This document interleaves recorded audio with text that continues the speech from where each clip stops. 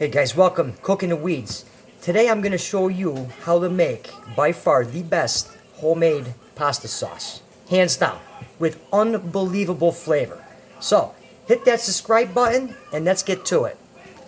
Alright, here we go. So, like I mentioned, we're going to do some homemade, unbelievably flavored pasta sauce. And I think that everybody should have a really, really good sauce in their wheelhouse. So first thing we're going to do is, got my tomatoes over here. Got a mixture of some Romas, some big boys here. And what I already went ahead and did was, I just cut the tops out. Just take a knife and scoop out the top. Now the next thing we need to do is, we need to take the skin off. And I'm going to show you how to do that. So here I have a pot of boiling water.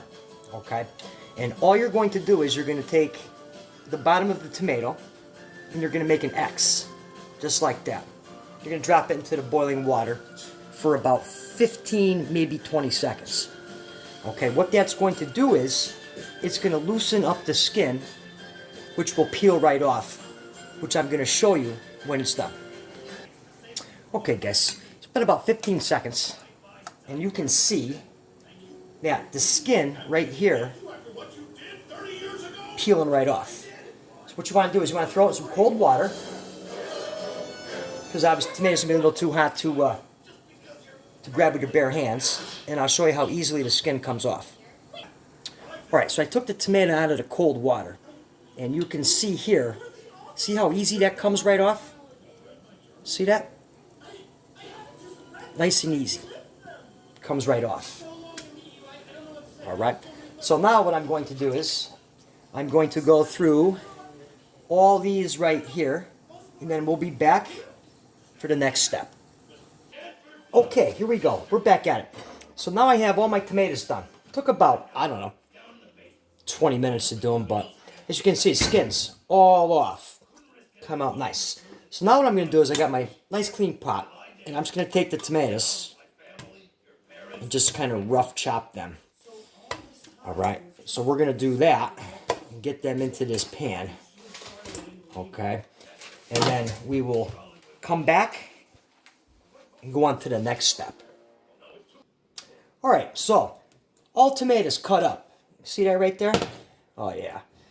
Now this may look like a lot, but it's like, it's just gonna, you know, as we keep going, it's gonna be cooked down, and the whole cook time is gonna be probably 6 hours. I let this go. So, alright, tomatoes cut up in the pan, seeds and all. Now I'm gonna add some fresh diced garlic and onions. Now real quick on the garlic, I want to show you guys this. American garlic. It's all I buy. And you know it's American garlic because it still has the roots on it. The Chinese garlic, this root is shaved off. But I want to show you this. I mean, I don't know if you can see this or not, but look how purple that is. I mean, I cleaned this garlic and it was like so sticky and aromatic. Unbelievable. So my recommendation is buy the American garlic or grow some in your garden. Alright, so we're going to let this go. Alright, and it's going to reduce itself down. And then when that happens, I'm going to take a masher, mash it all up, and then we'll get back on to our next. So stay tuned. Alright, so now here we go. Guys, this was probably 5 minutes on a medium, and you can see here, okay, that this is actually starting to come together. Alright, and what I mean by that is the water from the tomatoes is starting to really come out. Alright, so what we're going to do with that is, we're going to let that hang out. I'm going to take some fresh basil, and I'm just going to throw some fresh basil right in here. And we're going to let that go. No, not that one. That should be good. You know what? One more for good luck. So we're going to let that go again. Alright, here we go. So this is exactly where we want this. Alright. Kind of looks like full of water. Kind of looks like soup. Now the fun part. What I'm going to do is, I'm going to use my immersion blender, the old KitchenAid, and I'm going to puree this all up. Now, if you don't have one of these, actually I would recommend grabbing one. I would do, before I had one of these, I would actually scoop this into a blender, blend it all up, put it back. We'll just make a mess. If you don't have a either or, you can use one of these and kind of mash it all up. But KitchenAid, definitely the way to go, okay? Highly recommend you have this in your culinary arsenal. So let's get this going here.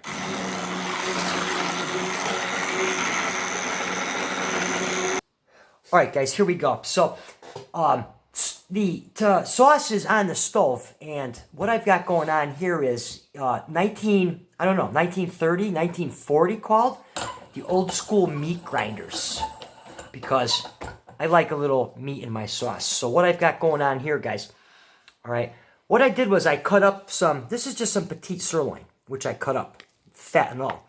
And what I'm going to do is I'm going to grind it in the old school meat grinder, okay? And then that's what's going to go into our sauce. Now, if you don't happen to have one of these, that's fine, all right? You can use ground beef, okay? But I like the steak, okay? Just the flit, I just like it much better. So you can use either or. All right, here we go. We're grinding up. And like I said, I do this on the kitchen table because my counters aren't big enough to hold that on there. Oh yeah, look at that. I remember when I was a kid, oh, juice is going everywhere. My aunt used to grind up this, like just like that, as you can see. And she would give me a bowl of this with some salt. Oh yeah, bringing back some old school memories right here. All right, guys, so we're gonna grind this up, and then we'll be back. All right, so we got that all ground up nice there. Like I said, I'm not gonna use too much of it, but look at that. Not too bad, right? You could actually put some salt on that and eat it like we used to eat back in the 80s. Anyways, all right, so sauce is gone. All right, now I have it going, I probably have it on a medium heat here.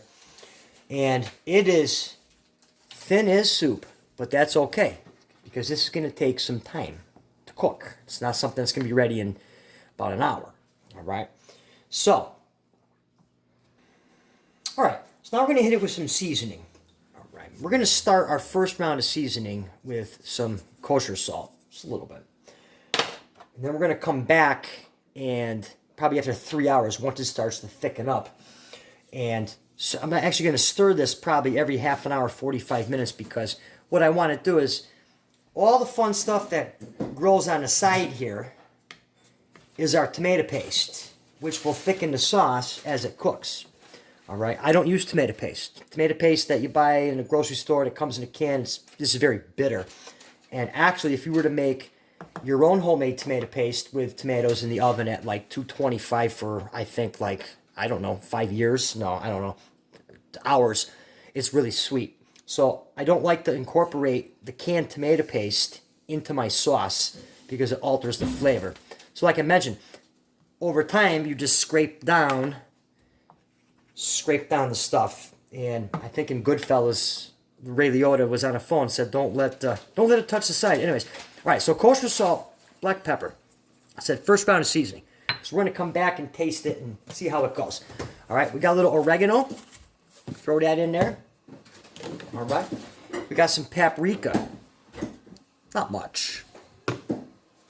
Crushed red pepper. A little more than a dab. All right, so I'm going to actually turn it down a little. All right. After the crushed red pepper, I'm going to throw in some bay leaves. Yeah, about that much. That's good. All right. And we're going to let that go. Couple, 2-3 hours. Just let it low and slow. And then we're going to taste it.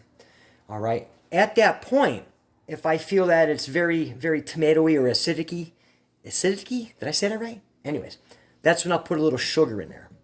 All right. So, like I said, let that go. All right, guys. Our sauce has been seasoned. Okay. Pureed up. So another thing I want to put in here is some mushrooms. I think mushrooms have that real nice earthy flavor, which just brings pasta sauce to the next level. Okay. So I'm going to cut up, I'm not cutting up that one. That one's not looking too good. Gee, I just bought these at the grocery store the other day, and they're starting to bruise on me. So, going to cut up some mushrooms. We're going to throw that in there. Yeah, maybe I'll do one more. You can always add more. It's fine. You can always add more. All right, guys, so the mushrooms are incorporated. This is going, it looks like right now, a mushroom tomato soup. Last but not least, our ground steak. Oh, yeah. We're going to just dump that right in there. All right. And that's just going to sit in there and incorporate and cook. We're going to throw this one on the back burner. And like I said, we're just going to let it go. Low and slow. All right. All right, guys. Well, hey, listen. Thanks for checking out the first part of this video. This is going to be a two-part video, all right? Which I'm going to post. Hey, buddy, what are you doing? Which I'm going to post right up here. Maybe a three-part video. Because this takes so long just to cook on the stove, low and slow, all right? Which, like I said, is going to come out unbelievable how good this is. So I really hope you get a chance to check this one out. And tune in for definitely the second video, maybe the third video, because I really want to keep you guys posted on how this comes out. So, all right. Well, thanks for watching Cooking the Weeds. See you soon. Bye.